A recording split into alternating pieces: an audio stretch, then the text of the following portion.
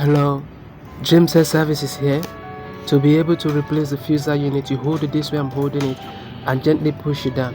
Be careful of this ash plastic cover. You can see it has this ash color.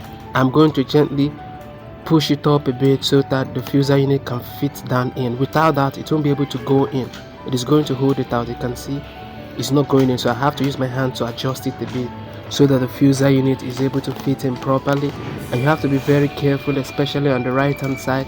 We have several clips there that we are going to be pushing in. Be careful in order not to cut any of those cables, because if you do, it's going to affect the functionality of this fuser unit. And then gently clip it back in. Make sure that no cable is left out and clip it into the right port. So this is the power cable of the fuser unit. This takes power directly from the power supply of the printer into the fuser unit.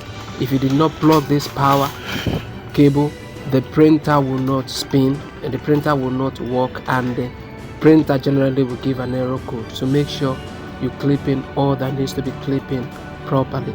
This is a HP 402DM printer. These are the new series of printers that HP currently producing right now, and the fuser unit of this machine is also serviceable, and the parts can also be replaced depending on the part that is damaged.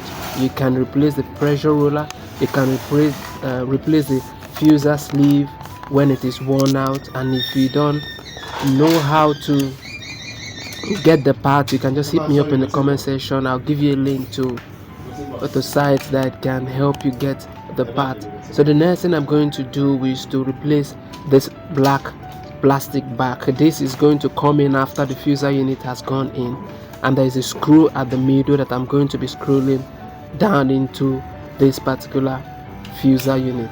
And if you still don't know how I was able to get to this level to be able to remove the old fuser unit that was there before, you can check my other videos. I have videos that I've made on fuser unit replacer for fuser unit remover rather for this particular model of printer. You can just check my other videos or hit me up in the comment section. I'll send you a link to that particular video. The next thing I'm going to do is to fit in this black plastic toward the right hand side. This black plastic basically covers the cable on this right hand side. You have to make sure you position it well. Just look carefully the way I'm positioning my own, and position it that way too, so that it clips inside tightly, because if it's not well clipped inside, it's going to fall out.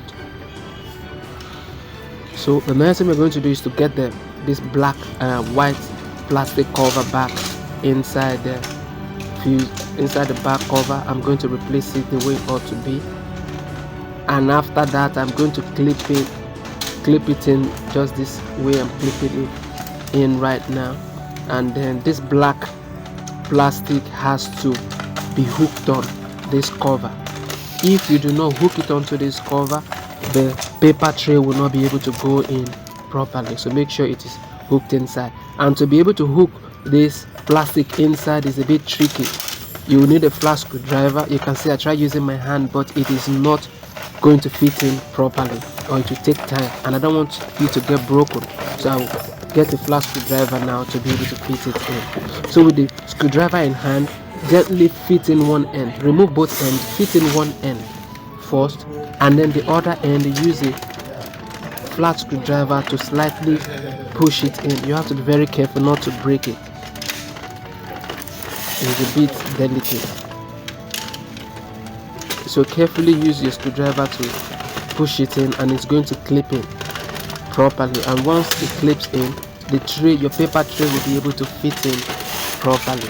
So now I've been able to clip it in. The next thing I'm going to do is to get the two screws that is going to hold the